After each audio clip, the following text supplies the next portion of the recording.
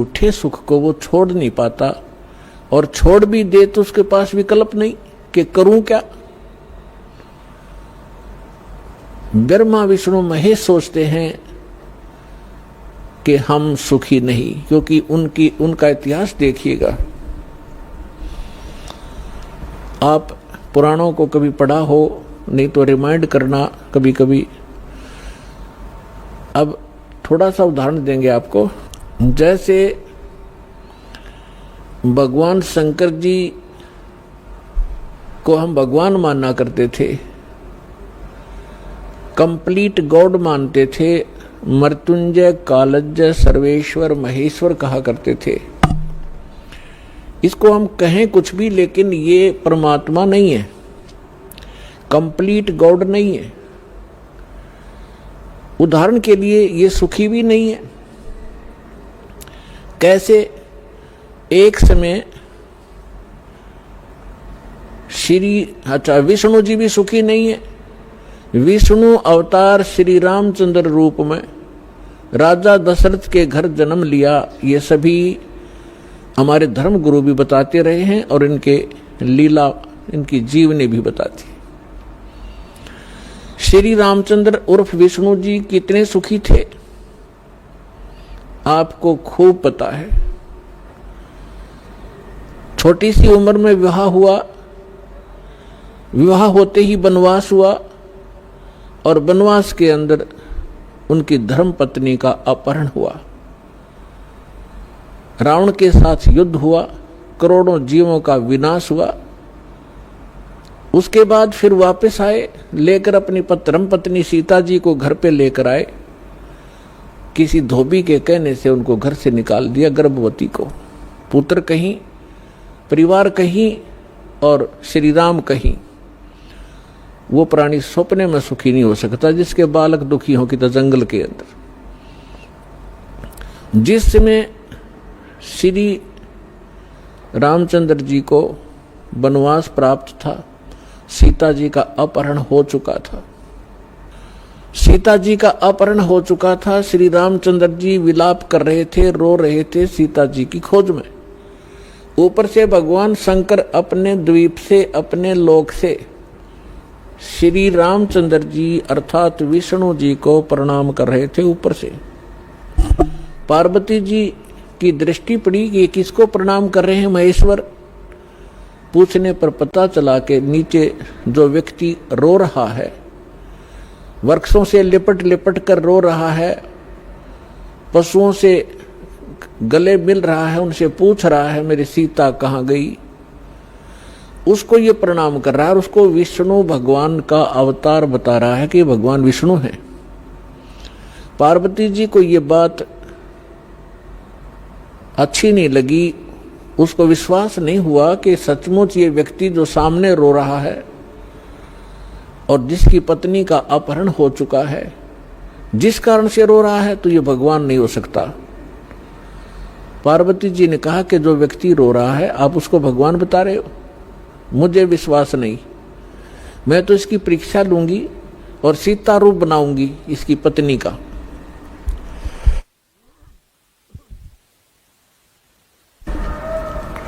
और यदि ये मुझे पहचान लेंगे तो मैं मान लूंगी कि ये भगवान है। भगवान शंकर ने कहा कि आप सीता रूप मत बनाना। यदि आप सीता जी का रूप बना लोगी तो मेरे काम नहीं रहोगी, मेरी मां के तुल्य हो जाओगी। मैं आपको एज ए वाइफ स्वीकार नहीं करूंगा। फिर उस समय तो पार्वती जी ने कह दिया कि ठीक है, मैं नहीं परीक्षा लूंगी। भगवान शंकर चले गए इधर उधर सैर सपट्टे को। पीछे से पार्वती जी ने सीता रूप बनाया, श्री रामचंद्र जी के सामने खड़े हो गए। उसमें श्री रामचंद्र जी की दिव्य दृष्टि यानी बुद्धि इस काल भगवान ने खोल दी। अपनी तो पत्नी का पता नहीं उसको कि कौन उठा ले गया, और सामने खड़ी पार्वती को पहचान लिया जिसने बिल्कुल as it is Sita ji का रूप बना रखा था। क्या कहा कि हे दक्ष पुत्री माया, आप भगवान शंकर को कहाँ छोड़ आए। इस बात को सुनकर पार्वती जी लज्जित हुई और कहा कि भगवान शंकर आपको ठीक ही प्रणाम कर रहे थे, मैं आपकी परीक्षार्थ सीता रूप बनाकर आई थी। ये कहकर वो चली गई। अब इस कथा से आपको बहुत से परिणाम निकलेंगे, रिजल्ट निकलेंगे, निष्कर्ष निकलेंगे। एक तो कंसेप्ट यही क्लियर करेंगे कि आपके मन में ये शंका उत्पन्न होगी कि श्री रामचंद्र जी ने पार्वती जी को तो पहचान लिया और अपनी पत्नी के विषय में उसको ज्ञान नहीं। ये कारण क्या है? जिसमें आपको ये कारण समझ में आवेगा तो आप समझो अध्यात्म मार्ग पर चल पड़े। इसका कारण है जैसे गीता अध्याय नंबर 7 के श्लोक नंबर 4, 5 और 6 में ये गीता ज्ञानदाता कहता है कि अर्जुन, यहां जितने भी मेरे लोक में जितने भी प्राणी हैं, इनमें बलवानों का बल, बुद्धिमानों की बुद्धि मैं ही हूं, यानी मेरे ही कंट्रोल में है। जब चाहे इनको ओपन कर दूं, जब चाहे इनको ऑफ कर दूं, जब चाहे मैं इनको ऑन कर देता हूं। उदाहरण के लिए एक समय आपने महाभारत खूब सुना होगा, महाभारत का युद्ध भी सुना है खूब। महाभारत के युद्ध के दौरान अर्जुन ने अपने धनुष के माध्यम से इतना नरसंहार किया था और सूरवीर कहलाए थे। एक तीर से 100 व्यक्तियों को मार डालते थे। वही गांडीव धनुष सुप्रसिद्ध था उसका। जिस समय श्री कृष्ण अर्थात विष्णु जी श्री कृष्ण रूप में देवकी के गर्भ में जन्मे थे, उसके बाद उन्होंने श्री कृष्ण रूप में जो का लीला की थी, जीवन व्यतीत किया था, अंत समय में उनकी मृत्यु एक शिकारी के विषाक्त तीर से हुई थी और पांडवों को उसने वहां बुलाया था। अंत समय में पांडवों से श्री कृष्ण जी ने कहा था कि आप इन सभी औरतों को जितनी द्वारका के अंदर है सबको अपने साथ ले जाओ। यहाँ पर यादव कोई बचा नहीं है, क्योंकि दुर्वासा जी के श्राप से इंक्लूडिंग श्री कृष्ण जी यादव कुल पूरा नाश हो गया था। छोटा बालक भी नहीं बचा था। नर यादव जो गर्भ में थे, गर्भवती औरतें थी उनके गर्भ में थे। उसके बाद ये वंश पुनः चला है। तो और कहा था कि आप इनको वहां ले जाओ अपने राज्य में। यहाँ पुरुष रहा नहीं, यहाँ के और लोग इनकी बेइज्जती करेंगे, सताएंगे, आप इनको ले जाना। तो श्री कृष्ण जी के आदेश अनुसार अर्जुन सभी गोपियों को, द्वारका की स्त्रियों को साथ लेकर आ रहा था। रास्ते में भीलों ने, जंगली लोगों ने उनको घेर लिया। अर्जुन उनसे लड़ने की तैयारी करने लगा। उसके हाथ से गांडीव धनुष उठा नहीं और खड़ा खड़ा देख रहा, थर थर कांप रहा है योद्धा। भीलों ने उसको पीटा, औरतों के गहने तोड़ दिए, कुछ औरतों को घसीट ले गए। अर्जुन खड़ा खड़ा कांपता रहा। उस समय अर्जुन श्री कृष्ण जी को कोस रहा था, 100 गालियां दे रहा था कि कृष्ण तूने सदा ही हमारे साथ धोखा ही धोखा किया है। जब मुझसे नरसंहार कराना था, युद्ध करवाना था महाभारत का, उस समय मेरे अंदर शक्ति भर दी। एक तीर मारूं था 20 मरे थे। आज वही अर्जुन और वही धनुष, आज मैं इसकी प्रत्यंचा नहीं चढ़ा पा रहा हूं। तो यहां परमात्मा कहते हैं कि जो इस रोग की जड़ है उसका तुम्हें पता ही नहीं। तुम तो श्री कृष्ण को कोस रहे हो। ये काल है जो 21 ब्रह्मांड का स्वामी है। श्री ब्रह्मा, श्री विष्णु, श्री शिव जी के पिता हैं। ये है यहाँ के सारे दुख की मूल। और वो खुद कहता है गीता अध्याय नंबर 7 के श्लोक 5 से लेकर 6-7 में कि मैं बलवानों का बल और बुद्धिमानों की बुद्धि मैं ही हूं, यानी मेरे कंट्रोल में है। अब जब उसने नाश करवाना था महाभारत का, तब तो उसको बल दे दिया, अब स्विच ऑफ कर दिया, अर्जुन खड़ा खड़ा पिट रहा है। ठीक इसी प्रकार श्री रामचंद्र जी को कि वहां तो बुद्धि खोल दी कि ये सीता नहीं है, पार्वती है, अपनी पत्नी का पता नहीं, उसको उठा कौन ले गया, ऑफ कर दी फिर बुद्धि उसने। तो पुण्यात्माओं, ये काल एक भयंकर जाल है। जब तक आप इसको नहीं समझोगे, ना भक्ति कर सकते, ना यहां से निकलने की चेष्टा कर सकते। इसलिए आपको रह रह कर यहां बुलाया जाता है, इस काल के जाल को विस्तार से समझाया जाता है, ताकि आपको डर बने। आप कहाँ रह रहे हो, यहाँ क्या आशा लगाए बैठे हो, किसके लिए सारा दिन भटक रहे हो। एक कोठी बनाऊंगा, एक बंगला बनाऊंगा, कार लूंगा, लड़का बड़ा अफसर बन जाएगा, कल मृत्यु हो जाती है लड़के की या पिता की।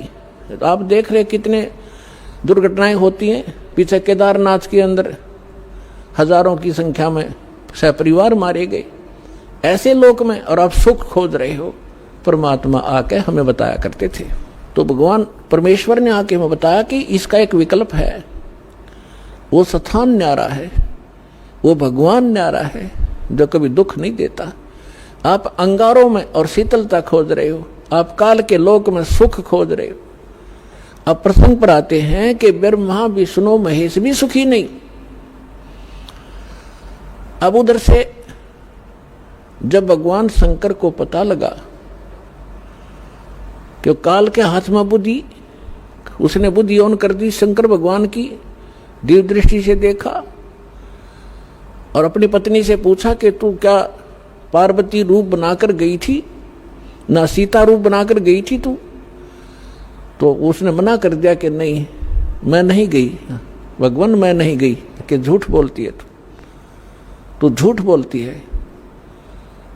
इस बात से वो झिझक गई और चुप हो जाना ही उसका स्वीकृति मानी गई कि सचमुच इसने गलती की है। तो भगवान शंकर ने पार्वती जी से अपनी पत्नी के रूप में उससे व्यवहार करना बंद कर दिया, बातें करना भी बंद कर दी, एक तरफ मौन साध कर बैठा रहते थे, बहुत ही कम बोलने लगे और कहने लगा कि मैंने आपको एक वफादार माना था, आपके ऊपर मैं वो विश्वास करता था कि मेरी धर्मपत्नी कभी मेरे को डिसीव नहीं करेगी, धोखा नहीं दे सकती, और जब आप मुझे धोखा दे सकते हो तो फिर बाकी संसार से मुझे क्या लिंक रहा, क्या विश्वास रहा। और साफ कह दिया कि तू मेरी माँ का रूप धारण कर चुकी है, मेरी पत्नी रूप में नहीं स्वीकार्य हो सकती। जैसे श्री ब्रह्मा जी सबसे बड़े, विष्णु जी सेकंड नंबर के, शंकर भगवान तीसरे नंबर के, तो बड़े भाई की पत्नी माँ के तुल्य मानी जाती है। तो उसने कहा भगवान शंकर ने कि आपने मेरे बड़े भाई की पत्नी विष्णु की पत्नी का रूप बना लिया सीता, इसलिए आप आज के बाद मेरी पत्नी नहीं माँ के तुल्य हो। अब वो समझ गई कि इन्होंने जो फैसला ले लिया अटल होता है। 10 दिन 20 दिन महीना 6 महीने वर्ष इंतजार की, लेकिन रिजल्ट निल रहा। भगवान शंकर ने उनसे कोई बात नहीं की, हमेशा क्षुब्ध रहते थे। लड़की को क्या होता है, जब ससुराल के अंदर दुख होता है तो अपने पीहर को जाने की सोचती है, उसका तीसरा विकल्प नहीं होता। तो पार्वती ने सोचा कुछ दिन अपने घर चली जाती हूं, इनका दिमाग ठीक हो जाएगा। ये सोचकर पार्वती अपने पिता दक्ष के घर पे आ गई, और राजा दक्ष ने उस समय एक यज्ञ कर रखा था, और एक नियम है ब्राह्मणों ने बना रखा था, ऋषियों ने, कि जब भी कोई यज्ञ करे तो अपनी सभी बेटियों को, संबंधियों को और उनके पतियों को, दामादों को आमंत्रित किया जाए और प्रतिदिन उनको आदर के साथ उनको प्रतिदिन दक्षिणा दी जाए, जैसे ब्राह्मणों को देते हैं। तो ऐसा नियम था कि जितनी भी राजा दक्ष की अन्य बेटियां थी वो सभी आमंत्रित थी और उनके पति यानी दामाद भी आमंत्रित थे। सबके आसन उचित स्थान पर सबको बैठा रखा था। जितने समय तक यज्ञ का और सत्संग का प्रयोजन चलता था, 2-4 घंटे 10 घंटे, तो उस समय सभी अपने अपने आसन पर विराजमान रहते थे। और किसी भी कारण से कोई लड़की का पति नहीं आ सका तो उसका आसन लगाया जाता था, खाली छोड़ा जाता था और सबको जो भी दक्षिणा दी जाती थी उसका भी उसके ऊपर भाग प्रतिदिन रखा जाता था आसन पर। तो ज्यों ही पार्वती जी उस अपने घर पे पहुंची, पता चला कि पिताजी ने यज्ञ कर रखा है और ये यज्ञ 2-3 दिन से चल रहा है। अब सारे यज्ञ मंडप में घूम के पिता के सामने पहुंची। पिताजी ने मुंह मोड़ लिया, क्योंकि पार्वती जी ने राजा दक्ष के मर्जी के विरुद्ध भगवान शंकर से विवाह किया था, जिस कारण से पिता अक्षुब्ध था। जब पिताजी ने ठीक से बात नहीं की, ये भी नहीं कहा कि आगे बेटी, तो पार्वती महादुखी हुई, अपनी माँ के पास घर पे पहुंची। बेटी माँ को ही उलाने दिया करती है, माँ के सामने अपना दुख रोया करती है। अपनी माँ के सामने जाकर कहा कि माँ, तुमने ऐसा भेदभाव हमारे साथ क्यों किया? आपने सभी अन्य मेरी बहनों के पति भी बुला रखे हैं, बहनों को भी आमंत्रित किया है, आपने हमें ना बुलाया ना आमंत्रित किया। और जिन बहनों के पति नहीं आए हैं उनका आसन लगा रखा है, उनका भाग सबको दिया जा रहा है। आपने न तो अपने दामाद का आसन लगवा रखा है, ना ही उनको आमंत्रित किया है, ना मुझे आमंत्रित किया। अब माँ ने कहा कि बेटी, ना तो आप मेरी बात मानती, ना तेरा पिता मानता, तू जाने तेरा बाप जाने, उनसे बात कर। अपनी मर्जी से तूने विवाह किया, जिस कारण से वो दुखी है तेरे से। वो फिर अपने पिता के पास गई और दक्ष से कहा कि पिताजी, आपने न तो हमें आमंत्रित किया और न ही आपने अपने दामाद को बुलाया, ना उनका कोई भाग आसन आपने लगा रखा है, ना उनका हिस्सा निकाल रहे हो। तब दक्ष ने कहा कि तू आई किस लिए यहाँ पर? तेरे को किसने आमंत्रित किया था? अपनी मर्जी से विवाह किया था, रह उसके साथ, उस जंगली के साथ रहे। ऐसी बहुत सी बातें बकवास की। तो पार्वती ने देखा कि भगवान शिव अब मुझे स्वीकार करेगा नहीं, घर में मेरा सत्कार नहीं, तो उसी समय एक हवन कुंड बना रखा था। उसमें अच्छे गेर के 1 क्विंटल लकड़ और गेरे थे, चारों तरफ से डाल रहे थे वह ब्राह्मण ऋषि। घी पूरा बकड़ बड़ा था, पूरी लो लकड़े थी उसमें। तो पार्वती जी यानी दक्ष की बेटी उस हवन कुंड में छलांग लगाएगी, आत्मदाह कर लिया। यज्ञ खंड हुआ, जल्दी से उस लड़की को निकाला गया। तब तक उसका मांस जल चुका था, मर चुकी थी, अस्थि शेष रह गई थी, हार्ड शेष थे। लंबी कथा है, हम जिस उद्देश्य से ये कथा सुना रहे हैं उसी को लेंगे। भगवान शंकर को पता चला, अपने सभी अनुचरों को साथ लेकर वहां पहुंचे। उससे पहले उन्होंने भैरव को भेजा, उसने आकर के वहाँ बहुत सी लंबी कहानी है। भगवान विष्णु भी विद्वान थे उस यज्ञ में, भगवान ब्रह्मा जी भी विद्वान थे। जब उनको पता चला कि भगवान शंकर अपनी सेना के साथ आ रहे हैं, तब ब्रह्मा जी तो पहले भाग गए, विष्णु जी भागने लगे। तब शंकर दक्ष ने कहा कि भगवान, मैंने आपकी ही सुरक्षा में ये यज्ञ किया था, आप भी मुझे आपत्ति में छोड़कर जा रहे हो। तो भगवान शंकर और भगवान विष्णु फिर रुक गए थे, उन्होंने लड़ाई की। लड़ाई में फिर वो काफी परास्त हुए, शतब्द हो गए, फिर भाग गए वह वहां से छोड़कर। ये पुराण में वर्णन है, शिव पुराण में। कहने का भाव ये है कि भगवान शिव ने आकर के राजा दक्ष की गर्दन काट दी। अन्य के कहने से फिर उनको दोबारा जीवित किया गया, जैसे कोई बकरा लाकर उसके मुख पर लगा दिया। प्राण की कथा आपने खूब सुन रखी। हम इस विषय पर आएंगे अपनात्मा। जैसे यहाँ फिर एक शंका उत्पन्न हो जाएगी आपको कि भगवान शिव ने राजा दक्ष को जीवित कर दिया और बकरे की गर्दन लगा दी, तो भगवान शंकर में भी तो शक्ति है। पुण्यात्माओं, जैसे धर्मदास जी ने एक बार आदरणीय धर्मदास साहिब जी ने भगवान कबीर परमेश्वर जी से यही प्रश्न किया था कि हे परमात्मा, आप कह रहे हो कि राम और श्री कृष्ण ये समर्थ भगवान नहीं है, यानी विष्णु और शंकर और ब्रह्मा जी। विष्णु जी के अवतार श्री कृष्ण जी आए हुए थे, उन्होंने राजा मोर ध्वज के घर पर एक लीला की थी, जाकर दो साधु रूप बना के, और राजा मोर ध्वज ने अपने पुत्र ताम्र ध्वज को आरे से चीर दिया था। भगवान श्री कृष्ण जी ने उसको जीवित कर दिया था। आप ये कह रहे हो कि सक्षम नहीं है, ये बात मेरे गले उतरती नहीं। तो परमात्मा ने उदाहरण दिया था कि पुत्र बात सुन,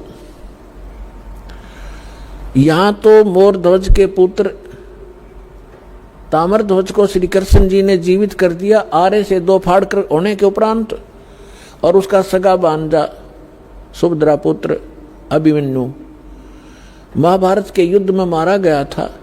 पांडवों का कुलनाश हो रहा था, हाहाकार मची थी। श्री कृष्ण रो रहा था, उसकी बहन रो रही थी, पांचों पांडव टक्कर मार रहे थे। उस समय अभिमन्यु को जीवित नहीं किया उसने। उस समय कहाँ गई थी उनकी वो सामर्थ्य? तब धर्मदास जी ने कहा था, भगवान इसका उत्तर भी आप ही दे सकते हो, हम तो बस इतने बच्चों जैसे प्रश्न है हमारे, बच्चों जैसी बुद्धि है हमारी। ये भी बात सही है आपकी कि वहां क्यों ना जीवित किया उसको। तो परमात्मा ने कहा कि ताम्र ध्वज लड़के की आयु शेष थी, और जिसकी आयु शेष है, ये डॉक्टर एक टांग काट कर दूसरी जगह लगा देते हैं, यहाँ की खाल उतारी वहां जोड़ देते हैं, ये तो एक वैज्ञानिक कर देते हैं इस काम को। और जिनकी आयु नहीं रहती है, डॉक्टर फेल हो जाते हैं। खुद डॉक्टर हार्ट का स्पेशलिस्ट डॉक्टर, और हार्ट की बीमारी से ग्रस्त, रात में गोली टेबलेट खा भी नहीं पाया, 1 मिनट में सांस पूरा हो गया। तो भगवान से बड़ा ना कोई विज्ञान है, ना ये छोटे भगवान है। भगवान तो भगवान ही है, वो समर्थ है, सत्य पुरुष है।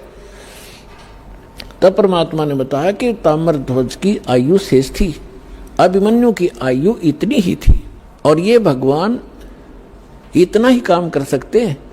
आयु शेष थी तो उसकी राजा दक्ष को दूसरे गर्दन जोड़ दी, चल भाई, लेकिन ये सक्षम नहीं है। अब आगे देखना क्या होता है कि भगवान शंकर ने पार्वती जी की अस्थियां उठा ली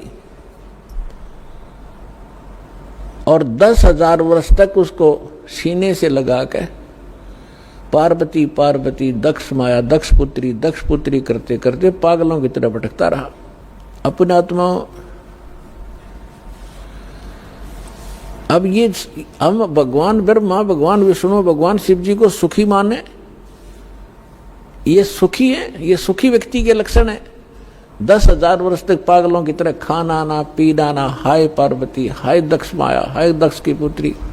तो हमारे पास ज्ञान का टोटा था, जिस कारण से हमने प्रत्येक को भगवान और समर्थ मान लिया। देखो, ऐसा नहीं कह रहा दास, ना मेरे भगवान ने कहा कि ब्रह्मा विष्णु महेश बिल्कुल यूजलेस है। ये जितने सक्षम हैं, जितनी इनकी सामर्थ्य है, उतना बताया है। जैसे एक स्टेट का, प्रांत का मंत्री होता है, और उस मंत्री को, प्रांत के मंत्री को कोई प्रधानमंत्री मान रहा है, तो वो भूल है उसकी। तो परमेश्वर ने और परमेश्वर से प्राप्त ज्ञान से इस दास ने ये इतनी भूल मिटाई है कि जिसको आप समर्थ शक्ति मान रहे थे, श्री ब्रह्मा, श्री विष्णु, श्री शिव जी, दुर्गा आदि को, ये समर्थ नहीं है। ये केवल 21 ब्रह्मांड के अंदर एक ब्रह्मांड, 21 ब्रह्मांड इस काल के, इसमें एक 21 प्रांत समझ लो। एक प्रांत में ये एक एक विभाग के मंत्री हैं, रजोगुण विभाग के ब्रह्मा जी, सतोगुण विभाग के विष्णु जी, तमोगुण विभाग के शंकर जी। बस इतने मालिक हैं ये।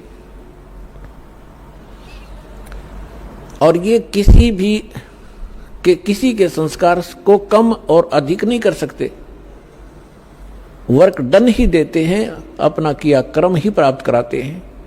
समर्थ परमात्मा, परम अक्षर ब्रह्म, सत्य पुरुष कबीर साहिब जी, ये हमारे प्रारब्ध के अंदर यानी हमारी किस्मत में लिखी हुई हमारे पाप कर्मों का नाश करके, और पाप कर्मों हमें सुखी कर देते हैं।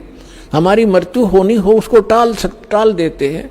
हमारा और भी कोई आपत्ति होनी है, कोई अक्षति होनी है, उसको भी वो जो पाप कर्म से होनी थी और पाप कर्म नाश हो गया, उस कर्म से ही तो हानि होनी थी, कर्म परमात्मा ने कैंसिल कर दिया तो सुख हुआ।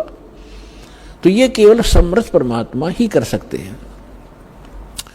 अब दास आज ये बता रहा था आपको कि परमात्मा ने हमें आकर के ये बताया है कि इस काल के लोक में और आप सुख खोज रहे हो। जिनको आप परमात्मा माना करते थे, थारे भगवान, आपके भगवान सुखी नहीं, कभी सपने में सुख नहीं हुआ उनको। भगवान श्री कृष्ण जी का जन्म हुआ, मामा दुश्मन बन गया, जेल में जन्म हुआ, और मामा शत्रु पीछे पड़ा रहा। कभी जरा सिंह मारने आ रहा है, कभी शिशुपाल लठ उठा रहा है, कभी जरा सिंह, कभी काल्यवन आ गया। आखिर में भगवान ने, यानी ये तीन लोग का जो इतना सामर्थ्य है इस मालिक ने, अपने को राहत प्राप्त करने के लिए कि शायद कुछ सुख का सांस मुझे आ जावे, मथुरा छोड़ दी और द्वारका बनाई। बहुत दूर जाके जंगल होते थे पहले, बीच में बिल्कुल कट ऑफ हो जाता था, पता भी नहीं लगता था कहाँ चले गए लोग। द्वारका समुद्र के अंदर एक टापू में जाकर अपना जीवन निर्वाह किया। और अंत कैसा हुआ श्री कृष्ण जी का? अब भगवान सूक्ष्म वेद में बताते हैं, एक समय द्वारका के किनारे, द्वारका की बनी में, एक तो होता जंगल, एक होती है बनी, यानी स्मॉल फॉरेस्ट, छोटा जंगल जो गांव के नगर के आसपास होता है, उसको बनी बोलते हैं। तो वहां बनी में जाकर दुर्वासा ऋषि बैठ गए, और दुर्वासा ऋषि के विषय में बहुत प्रसिद्धि थी, उसका बड़ा बोलबाला था, वेल नोन हो रहे थे कि भूत भविष्य और वर्तमान के वे पूर्ण ज्ञाता है। और उस समय यादव 56 करोड़ हो गए थे संख्या में, 56 करोड़ द्वारका के अंदर रहने वाले। और भगवान श्री कृष्ण जी ने कुछ एक ऐसे शरारती तत्वों को मार डाला था जिस कारण से वो हीरो पाक गए थे। प्रत्येक के हृदय में ये हो गया था कि इनसे ताकतवर पृथ्वी पर कोई नहीं, जिस कारण से यादव अभिमानी हो गए थे। वो साधु संतों की जो सत्कार करना भी छोड़ गए थे, उनके साथ बदतमीजियां करना शुरू कर दिया था। इसी बहम में उनका वो टाइम आ गया नाश होने का। अहंकार पुण्यात्माओं कोय कर लियो, अंत में उसको बहुत भारी चोट लगेगी। जीव ही रहना चाहिए, जीव को अपने औकात का पता लगा रहना चाहिए ताकि वो आधीन बनकर रहे। आधीनी के पास है पूर्ण ब्रह्म दयाल, मान बड़ाई मारियो बेअदबी सिरकाल। विभिक्षण का भाग बडेरा, दासा तन आया तिस डेरा, दासा तन आया विश्वे बीसा, अर्ता को लंक देई बख्शीसा। ये उदाहरण देकर समझा रहे हैं परमात्मा के अधीन व्यक्ति के साथ भगवान होता है, और यहाँ के जो झूठे मूठे सुख हैं वो भी उस अधीन और भक्त को ही प्राप्त हुआ करते हैं। रावण ने कितनी भक्ति की, सिर भी काट कर चढ़ा दिए, लेकिन अभिमान नहीं गया। जिस लंका को वो रखना चाहता था उस लंका को उसे भी हाथ धोना पड़ा अंत में उस अहंकारी प्राणी ने, और एक अधीन बनकर भगवान की भक्ति करता था। परमात्मा आए हुए थे। मुनिंद्र नाम से आए थे त्रेता युग में, जब मंदोदरी और विभीषण परमात्मा के शिष्य हुए थे। और परमात्मा के ज्ञान से आधीनी आती है, आधीनी शिक्षा पर सभी भगत के गुण संपन्न होते हैं, और जिसके अंदर भगत के गुण है वह भगवान रहता है। जिस कारण से विभीषण को वो लंका भी प्राप्त करवाई दाता ने, और रावण उस लंका को रख नहीं सका। वो भक्ति भी करता था लेकिन अभिमान नहीं कहा। तो कहने का भाव ये है कि इस सत्संग से आपको हर एक पहलू पर रोशनी दी जाएगी, ताकि आप परमात्मा के इस तत्व ज्ञान की रोशनी से कहीं ठोकर ना खावें, कहीं गिर ना जावें, अपना काम ना बिगाड़ लें।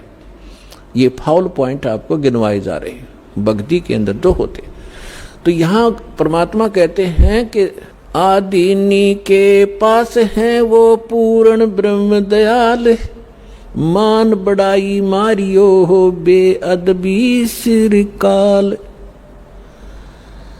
विभीषण का भाग बडेरा, के बड़भागी था विभीषण, के दासा तन आया तिसनेड़ा, कि उसके पास आधीनी आई।